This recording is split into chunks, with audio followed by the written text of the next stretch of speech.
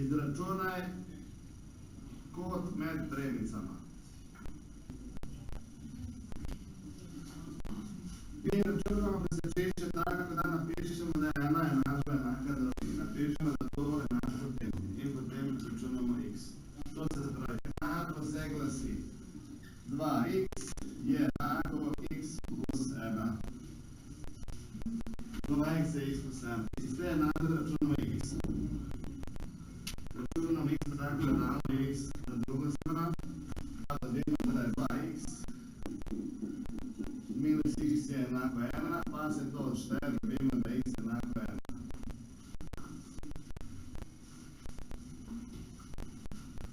Eno. 2x je 4. Če na maturi, samo pazite to, kar bom zdaj povedal, pazite. Če na maturi sprašuje za nekakšno točko, vi morate vedno napisati točko tako, da napišite obe koordinate. Ne samo ena. Računate presečišče. Rešite x je 1. Rešite je točka P, ki ima dve koordinati. Eno smo izračunali, zdaj računamo drugo.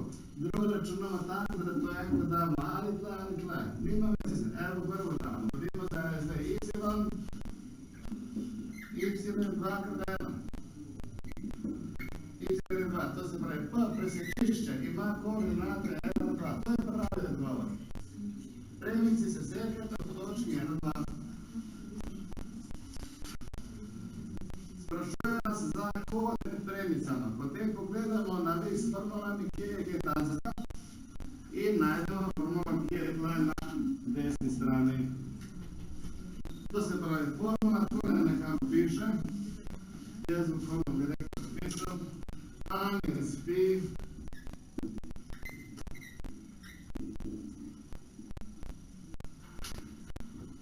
k2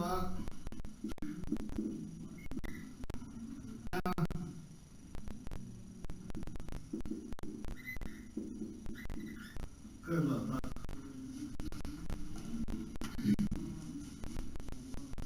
Kaj so k? Kaj so zmerni koeficienti? K1 je tole, K2 je ta enkrat, ki se tle ne vidi. Piše x, to pomeni, da je 1x. K1, K2 imamo, K1 je 2.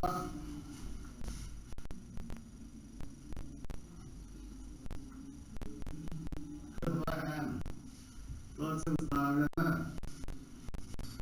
in nastavlja enačba. Tangens phi je K2 1 minus 2, 1 plus 2 krat 1.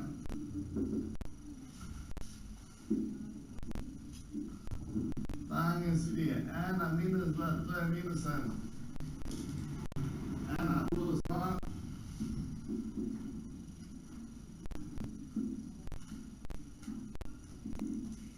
To je minus 1/3.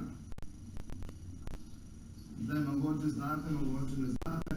Te črtice okoli pomenijo absolutno vrednost. To pomeni, da se če se ne pojavi negativna vrednost, mi napišemo pozitivna vrednost. Absolutno od minus 1/3 je 1/3.